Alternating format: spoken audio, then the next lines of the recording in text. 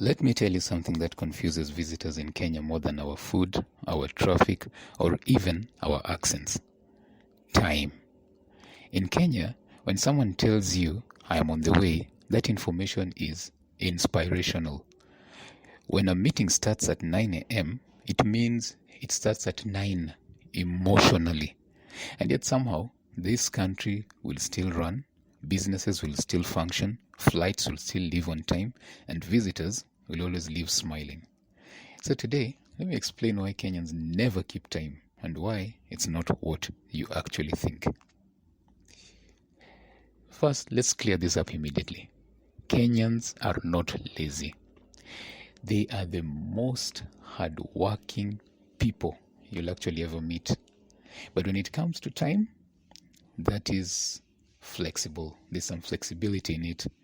Because in Kenya, time is not a command. Time is a suggestion, or better yet, a negotiation. If someone tells you that I'll be there at 10, what they mean is, I intend to be there when conditions allow. And you might ask what these conditions are. Well, we have traffic, we have weather. Yeah, weather is also something because sometimes it can be raining on one side of the road and the sun is shining on the other side of the road. Maybe your neighbor also stopped you to talk. Maybe somebody needed help. Or maybe when tea happened. Yeah, tea is actually a very valid reason. So one thing visitors will learn very quickly is this. Nothing important starts without tea. Before any meeting, there has to be tea. If there's a serious conversation, there has to be tea. If somebody is late or was delayed, then they can have tea as they discuss about the delay. That is why if something is scheduled to start at 9 a.m., what actually happens will be 9 is when people will arrive, 9:15 is when greetings will start, 9:30, tea. It has to be served.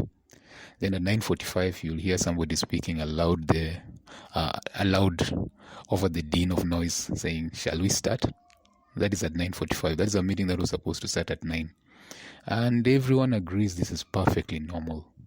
Because to a Kenyan, rushing into business without greeting people feels kind of rude. Yes, we agree. Efficiency is good. Keeping time is good. But to us, relationships come first. Visitors often think that Kenyans use traffic as an excuse. But let me be clear. Traffic in Kenya is not an excuse. It's a lifestyle.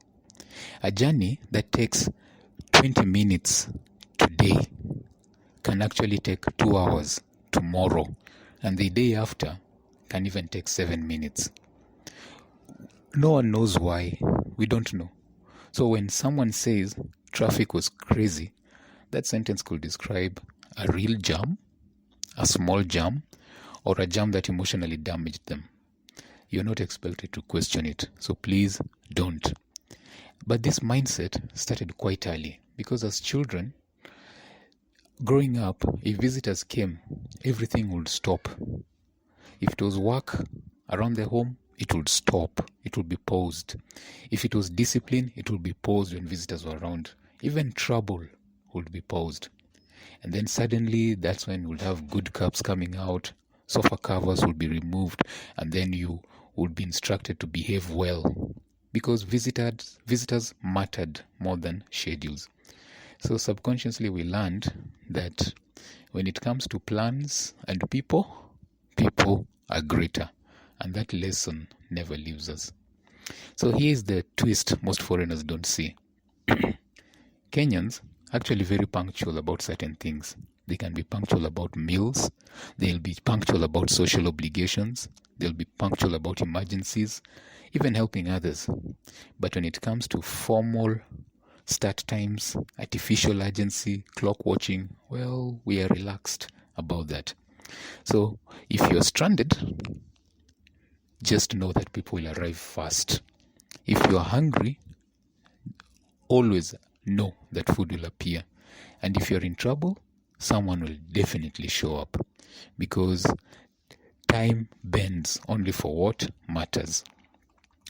So you'll find visitors coming into Kenya and feeling very confused at first, because when they come, they are expecting precision, they're expecting schedules, they're expecting timetables, but when they get here, they now get warmth instead, they get conversations instead, they even get adaptability. At first, it will feel chaotic. Then something strange will happen. They will begin to relax, they'll stop rushing, they'll realize that not everything needs to be optimized. And by the end of the trip, many will say, I wish we lived back like this, back at home. So Kenyan time is honest time. So if a Kenyan tells you I'm going to be there, he's not lying, he's not deceiving you, he's giving you hope. It means hope. I'll be there actually means hope. Hope that traffic will clear, hope that the bus will move, hope that the boda boda will find a gap to get to you as quickly as possible. And this optimism is what is built into our language. And it's that optimism also that honestly keeps us sane. So you'd think maybe this doesn't work, but it actually works. Why? Because despite the jokes, businesses still run, deadlines still matter, flights still leave. But again, there is room for humanity, there is room for flexibility and understanding. If you're late, well, you're forgiven. And if you arrive, you are welcomed. That balance is just Kenyan. It's actually very, very, very Kenyan. And at the end of the day, visitors actually get to love it, because they begin to realize that no one is trying to waste time, no one is being disrespectful. Life is just prioritized differently.